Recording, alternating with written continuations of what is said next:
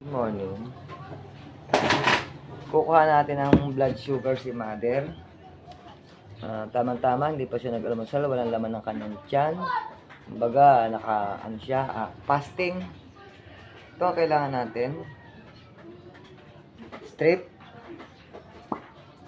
Ito na strip. Guys. Strip. Patay na isang strip.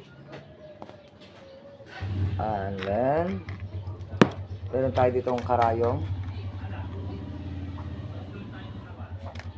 Como guys, si mother naman ang gumagamit ng kanyang karayong. Pwede pa itong gamitin ng 3 times. Ayon doon sa turo sa akin. 3 times pwede ba siyang gamitin. Ngayon guys, ito yung ating ito ating kailangan. Yung lagay ng karayom. Ito naman yung lalagay natin ng strip. Siyempre, i-on muna natin guys. Pindutin ng on. At ipapasok natin ito. Ito. Pagpasok nyo guys ang strip, ito ang sa iba ilalim ito. Yan, ilalim. Pasok nyo lang dyan. Ayan. Ayan, 0-0 na siya guys. Kita nyo ba? Ayan, 0-0 na. And then, kuha tayo ng bulak. Bulak. Siyempre, hugasan natin ng alcohol. Ang kamay ni mother. Ay, ni mami. Lagyan natin ng alcohol.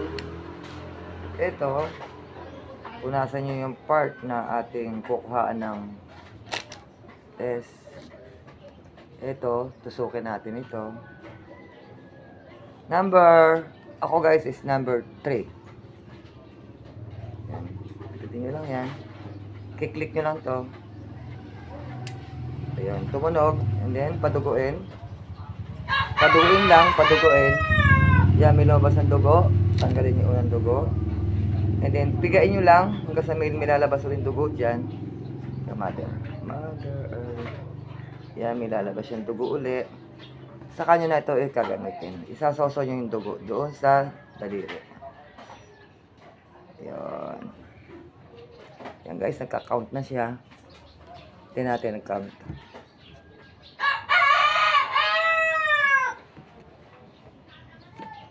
And 109 ang blood sugar ni mother. Ibig sabihin guys is normal. Ang normal guys ay 90 to 130 ang sabi sa akin ng doktor. 90 to 130 ang normal. Meron naman iba nagsasabi 120 ang normal. Pero ayon din sa doktor ni mother is 130 to 90 ang normal. And guys, ilang blood sugar ni mother 109. Good, very good. Okay, mother. And guys, tanggalin na natin to. Yan. Ganun lang guys ang pagkuha ng ating blood sugar. Ito guys ay, ito lang kailangan nyo. Bili ako ng isang set nito guys is 2,000. Isang set siya. 2,000 may kasama na siyang strips. Kasama na siyang ito strips. And guys, thank you sa iyo pang guys. Bye! And ang aking alaga pala, si Mother Earth. 95 years old. February 96 na siya. Nanay, lapit na yung birthday mo. Duwa nga bulan. Birthday mo na. Birthday nyo, malapit na. 2 buwan na lang birthday ni Mother. Today is December. December ngayon. Oh, January. Oh, malapit na. Halos 10 buwan mahigit na lang. Bye guys. Thank you. Ayan ang aming alaga. Yes. After ko makuha ng blood sugar, magsagap ng sunlight. Gitarista. Nagpintas ah. Gitarista. Yan. Kumanta ka natin, dungdungwen. Dongdongwen kanto. Dungdungwen. Ayan, madi kayo masilaw na.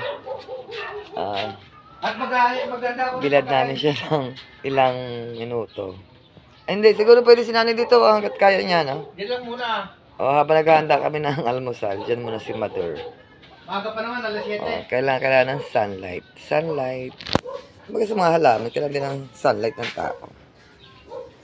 Ready ko naman yung gamot ni Mother kasi kailangan niya mag-almusal na at na mapainom siya ng gamot. Ang ininom ni Mother ngayon ay para sa kanyang kidney, antibiotic, at para din dun sa kanyang mga iba pang karamdaman. Ito, antibiotic. Kasi guys, si Mother ay na-confine last week. Nagkaroon siya ng pigsa, nilagnat. Ngayon, ang aming confine na nakita sa kanyang urine na may infection si Mother sa UTI. Kaya nakita doon na malakas ang kanyang UTI. Kaya ito guys, marami siya iniinom ngayon na gamot. Ito para sa antibacterial, para sa sikmura, pangontra dito sa mga iniinom niyang gamot, para hindi siya sikmurain. Ito para sa kanyang pag-maintain ng sugar. Tatlo ang iniinom niyang gamot guys. Sama yun. Hey! Ano ko ba? Mura. So, bali apat, isa pang omeprazole. Jules, magandang pa. Dito yung matanda. Yan. Guys, Ano, ang ininom ni Mother, Madonna. apat. Madonna ka ngayon, Madonna. Apat na gamot ang ininom ni Mother. Ay. Ayan. Ito guys, sa alam pa, mga 3 araw na inuman na lang ng gamot ni Mother. After nito, ipapa-check up naman namin siya kung na-normal na ba ng lahat-lahat sa kanya.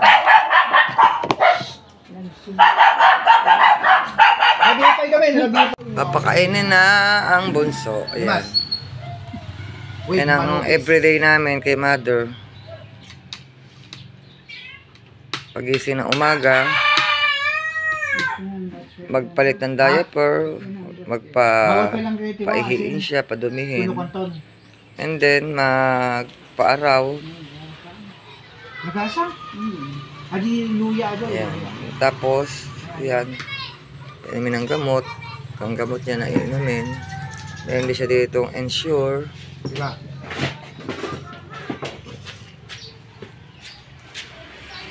Aminom ng milk. Sinasabi namin gaw-gaw, na-advise yun ng doktor para aminom kasi ayaw niya ng milk. Kanin pa, kanin. Pilitan.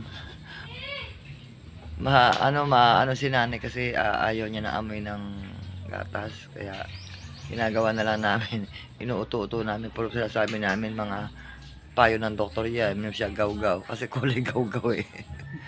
Ensure yun iniinom ni Mother. Ayan, magtiyaga ang kanya anak na bunso, siya tagapakain. Ganun.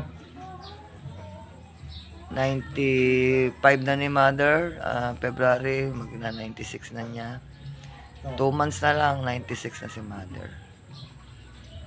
Tiyaga-tiyaga lang ang pag-aalaga guys na matatanda, na ganitong katanda. Hindi na siya makatayo kasi. Last year na vlog ko sa kanya, nakapag-army roll pa siya. Biglang humina. Ano naman makarecover. Wow, nag-AMAS ah. Ang pampanya ko sa rato. Ilocana si Mother namin, kaya sabi ko nag-AMAS. Nag-AMAS pala yung binigay ng doktor na gaw-gaw. Ay lalakas na yan si Mother. Magsusuper ending na yan. Super ending!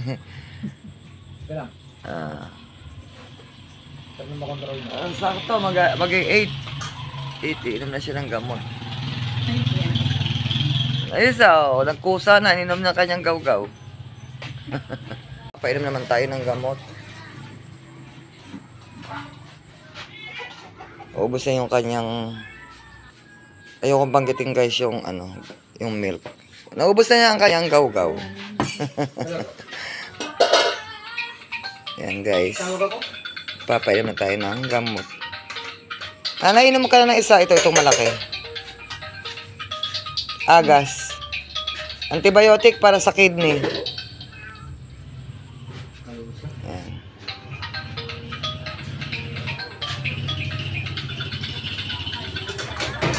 May tumatawag. Hello, Manong! Nagpapakain kami ng pasyente.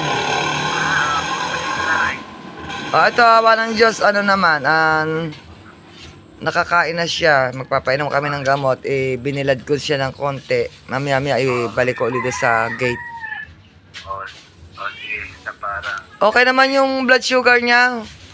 Ano sa 109 yung kanyang blood sugar. Normal. Parang normal na rin yan pag 100 lang. Okay naman, tawa na ito sana naman na yun lang kagabi, dinadaing niya yung kanyang right, left na singit. Sabi ni Ben. Baka yung kuha na yung pilay niya. Hindi, yung pilay niya, alam ko Manong right eh. Pero yung left naman yung sumasakit. Ano siguro, baka may rayuma na din, kaya ayun, pina-take ni Ben ng anti-rayuma. Nawala naman yung sakit, nakatulong naman siya nung mapainom ni Ben ng anti-rayuma na ginawahan naman. Awa ng Diyos, nakatakke na. Saka na dyan, dapat tsaga-tsaga po lang si nanay. No problem, Manong. Natutuwa nga kami, talagang supportive yung pamilya mo eh. Yan. Yan, sige, yan, sabay-sabay nyo na. Para isang lagok na lang. Tapos dadaling ko uli kayo doon sa init para mainitan pa kayo. Very good.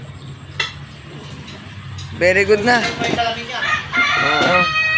Hindi na siya yung kagaya kahapon na parang irritable. Nadumi kasi siya kanina kaya hindi na siya irritable. Nahulog yata yung ano niya. Salamin niya. Okay, very good. Guys, okay na ang aking pasyente. Napakain na. Mamaya naman maliligo siya. Thank you guys sa inyong panonood. Bye!